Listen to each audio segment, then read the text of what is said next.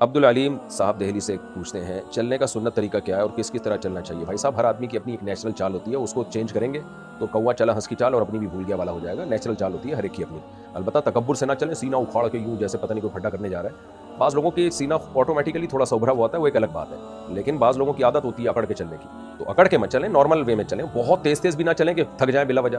ایک تو ہے نا ایکسرسائز کی نیت سے چل رہے ہیں، وہ ایک الگ بات ہے۔ نارملی جب آپ چلیں وقصد فی مشی، قرآن کہہ رہا ہے اپنی چال میں میانہ روی اختیار کرو، تو بلا وجہ اپنے آپ کو ٹینشن میں ڈال کے بہت تیز چلنا یہ بھی ٹھیک عمل نہیں ہے۔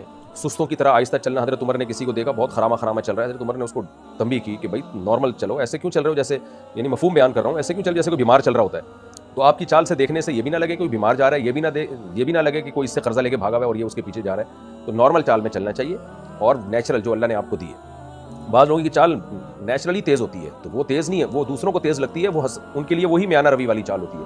تو ہر ایک کو اللہ نے ایک الگ چال دی ہے، اس کو اسی کے مطابق چلنا چاہیے، بہت تیز نہیں، بہت ہلکا نہیں، تکبر والی چال نہیں۔ لا تمشی فی الارض مرحا، اللہ کہتے ہیں زمین پہ اکڑ کے مت چلو۔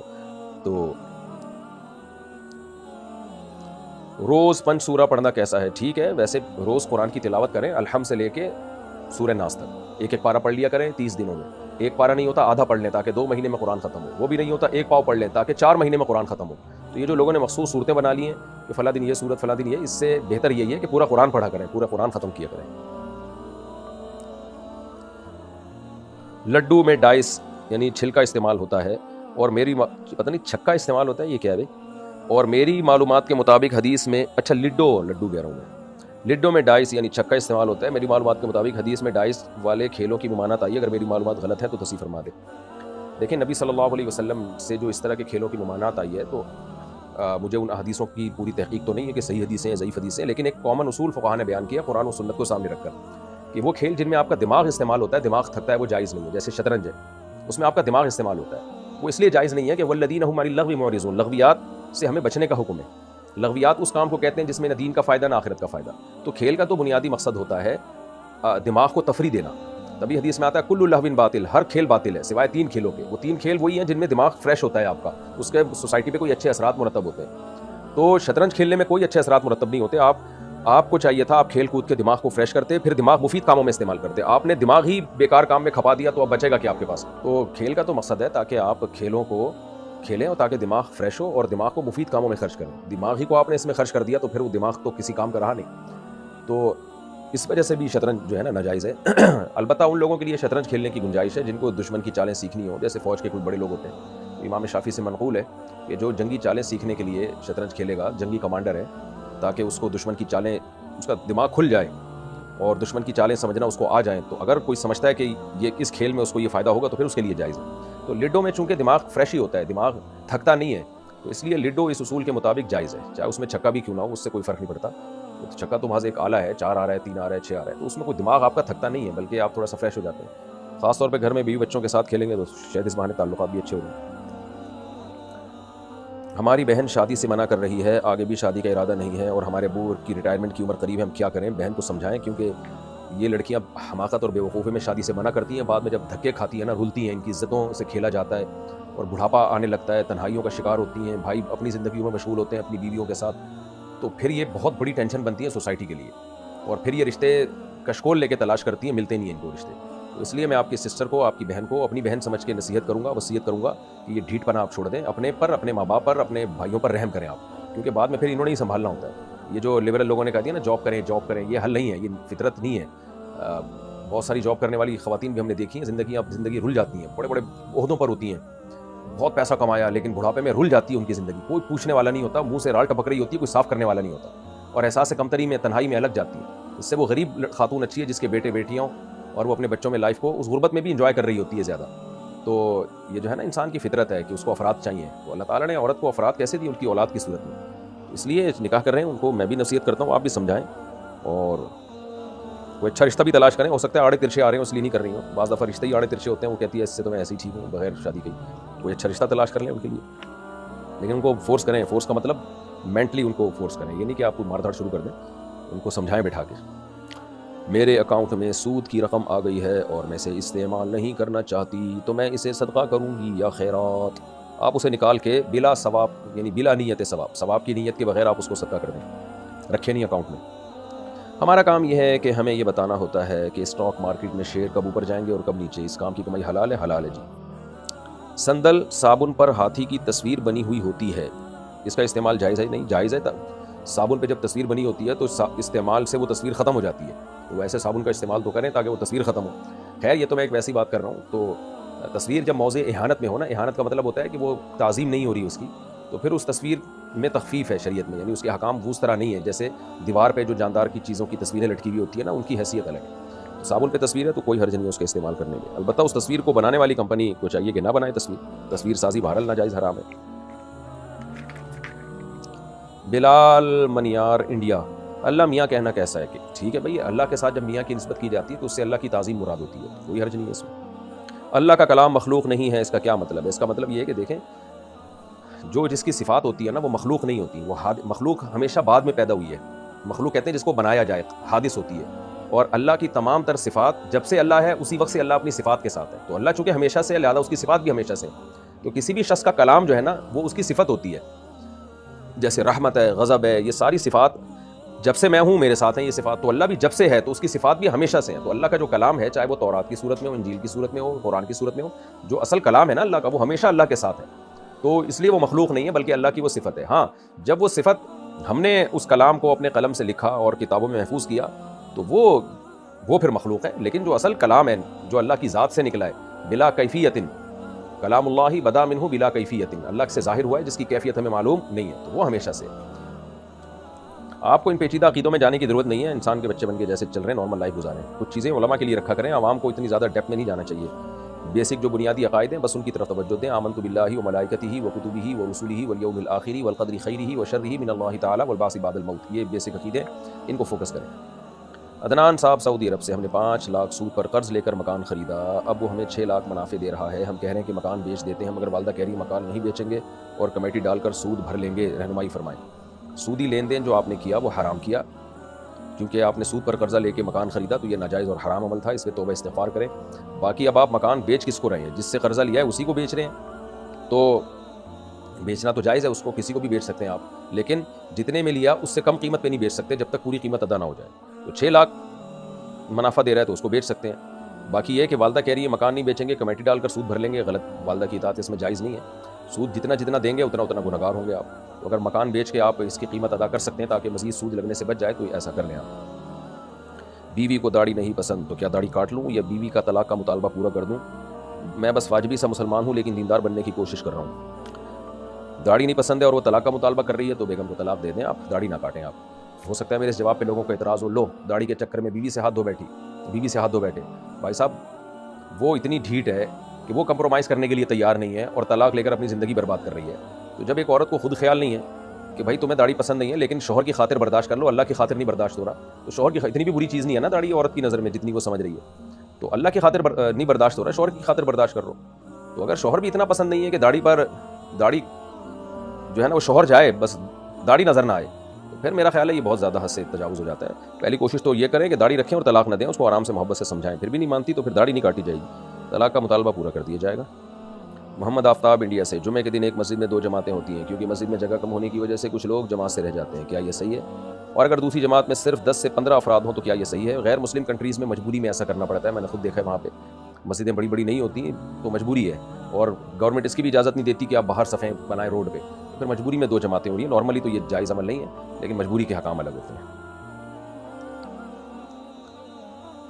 اگر بیڈ پر خون لگ جائے تو اس کو کیسے پاک کریں؟ ایسے ہی پاک کریں جیسے ہر جگہ پاک کی جاتی ہے، تو اس چادر اٹھائیں اور دھو لیں اس کو، یا وہیں جگ لا کے دھو لیں۔ تو اگر لکڑی پہ لگا ہے تو لکڑی پہ اچھی طرح پانی، گیلا پانی جو ہے نا کپڑا لے کے کئی بار اس کو صاف کریں تو انشاءاللہ وہ پاک ہو جائے گا۔ رخصتی سے پہلے اکٹھی 3 طلاقیں دے دیں تو کیا دوبارہ نکاح ہو سکتا ہے؟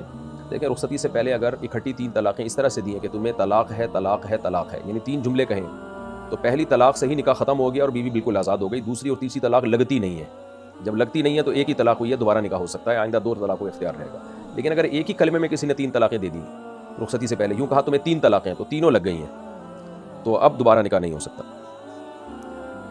میرے شوہر نے مجھ سے دوسری شادی کی اور ہماری شادی کو 4 سال ہو گئے، ایک رات بھی میرے ساتھ نہیں گزاری، لا حول ولا، صرف دن کو آتے ہیں اور کہتے ہیں مجھ سے غلطی ہو گئی میں نبھا نہیں سکتا، مجھ پر شک بھی بے انتہا کرتے اور حقوق بھی ادا نہیں کرتے. ان کے 3 بچے ہیں اور تینوں جوان ہیں، اور میں ابھی صرف 25 سال کی ہوں اور بہت ساری نفسیاتی بیماریوں کا شکار ہو چکی ہوں. مجھے کیا کرنا چاہیے؟ ان سے طلاق لینی چاہیے اور اس طرح کی شادی نہیں کرنا آئندہ کبھی کریں دوبارہ. بعض دفعہ شوہر ساری واریاں معاف کرا کے، حقوق معاف کروا کے شادی کرتا ہے، اور عورت بھی کہتی ہے چلو یار میاں تو مل رہا ہے نا. ان کو نہیں پتہ ہوتا یہ لٹکا دیتے ہیں اکثر بعد میں. تو پہلی بات تو آپ کے شوہر کو گناہ مل رہا ہے. نبی صلی اللہ علیہ وسلم نے فرمایا جس کی 2 بیویاں تھیں عدل نہیں کیا، قیامت کے دن وہ اس حال میں آئے گا کہ اس کا آدھا دھڑ فالج زدہ ہوگا. تو شوہر کو اللہ کے عذاب سے ڈرنا چاہیے. وہ نہیں ڈر رہا تو آپ اپنی زندگی برباد نہ کریں ایک فضول آدمی کے پیچھے. شادی کرتے ہی جس نے کہہ دیا کہ جی مجھ سے غلطی ہوئی ہے، تو یہ مرد کر رہے ہوتے ہیں چسکے لینے کے بعد. میرے سامنے جو دوسری شادی کے کیسز آ رہے ہیں، بہت ہی افسوس کے ساتھ کہنا پڑتا ہے، ان میں 90% ڈرامے بازی ہیں. چسکے لینے والے مرد ہیں، نبھانے والے نہیں ہیں. تو میں 2-3 شادیوں کی ترغیب تو دیتا ہوں، اور خواتین کو بھی کہتا ہوں کہ زندگی برباد کرنے سے بہتر ہے کسی کی دوسری بیوی بن جاؤ. لیکن دوسری بیوی بننے کے لیے مرد کو پرکھا بہت اچھی طرح کرو، کیونکہ اس میں 90% ڈرامے بازی ہو رہی ہے. مرد نہیں نبھاتے، چسکے لینے کے لیے کرتے ہیں، چھپن چھپائی کھیلتے ہیں، اور جب دل بھر جاتا ہے تو جان چھڑانے کی کوشش کرتے ہیں. نبھانے والے، وفا کرنے والے، برابری کرنے والے مارکیٹ میں بہت کم ہیں. 2 نمبر لوگ اس میں بہت زیادہ ہیں. اس میں بہت لوگوں کو، داڑھی والوں کو بھی دیکھا ہم نے، ٹوپی والوں کو بھی دیکھا، نمازیوں کو بھی دیکھ لیا. مردوں میں حوصلہ رہا نہیں ہے اور لٹکا کے چھوڑ دیتے ہیں. بس حوصلہ کا مطلب یہ ہے کہ بھائی جب تم نے کی ہے تو پہلی بیوی کے دباؤ میں آ کے دوسری کی باریاں نہ دینا. یہ کیا انصاف ہے؟ آپ بولو ایسی کی تیسی جو اکھاڑنا ہے اکھاڑ لو، جب میں نے کی ہے تو کی ہے، میں اس کو بھی وہی حقوق دوں گا جو پہلی کے. اس میں ایک دفعہ کی ٹینشن ہے، زندگی بھر کی راحت ہے. لیکن یہ کم وقت ڈرتا ہے اور اس کے دباؤ میں آ کے پھر اس کو لٹکاتا ہے، کبھی دوسری کے دباؤ میں آ کے پہلی کو لٹکاتا ہے. تو مجھے پھر بہت غصہ آتا ہے ان لوگوں پر. انسان کے بچے بنو، آدمی بنو، پجامہ مت بنو، اور پھر تم دوسری شادی کو بدنام کرتے ہو. تو بہت زیادہ ہو رہا ہے یہ، کہ یعنی مزیداری والے کام ہو نہیں رہا ہے. اس لیے کوئی انسان کے بچے مرد آئیں، خاندانی لوگ اس کام میں پڑیں، تاکہ جو ہے یہ اس کی ایک اچھا امیج دنیا کے سامنے جائے. تو جو آپ نے واقعہ سنا ہے یہ پہلی دفعہ کا نہیں ہے، روز و شب اس طرح کے واقعات میرے سامنے آ رہے ہیں کہ وہ جو ہے نا جب دل بھر جاتا ہے تو کہتا ہے یار یہ کیا مصیبت پال لی ہے میں نے مفتی صاحب کے بیان سن کے. تو انسان کے بچے بنو. مجھے بہت سخت جو ہے نا اس پہ وہ غصہ آتا ہے ایسے لوگوں پہ. ایک کام کیا ہے تو مرد بن کے کرو. تمہاری بیٹیوں کے ساتھ کوئی اس طرح کرے، لٹکا کے چھوڑ دے، تو میں کتنا غصہ آئے گا اس داماد کے اوپر. تو گریبان پکڑو گے، بولے کہ گدھے میں نے تجھے اپنی بیٹی اس لیے دی تھی کہ تو 4 دن کے بعد کیا میں نبھا نہیں سکتا، اور جو ہے میرا دل بھر گیا، یا مجھے اس لیے دی تھی میں نے تجھے اپنی بیٹی. تو اپنے اوپر رکھ کے سوچا کرو نا. تو اس لیے ہمت کرنا چاہیے اس میں مردوں کو، اور ایسی کی تیسی جو ہے دیکھیں گے کون کیا اکھاڑ سکتا ہے. 2 کریں، 3 کریں، 4 کریں، لیکن آدمی بن کے بنے کریں، پجامہ بن کے نہ کریں. امان اللہ صاحب انڈیا سے پوچھتے ہیں اگر کوئی خادہ میں غلطی سے اتحیات کے بجائے نماز کی نیت کے الفاظ ادا کرے کہ میں نیت کرتا ہوں 2 رکعت نفل کی، تو کیا سجدہ سہو کرنے سے نماز ہو جائے گی یا نماز دہرانی پڑے گی؟ نماز دہرانی پڑے گی، کیونکہ پورا اردو میں سینٹنس بولی ہے انہوں نے، تو یہ نماز کے منافی ہے.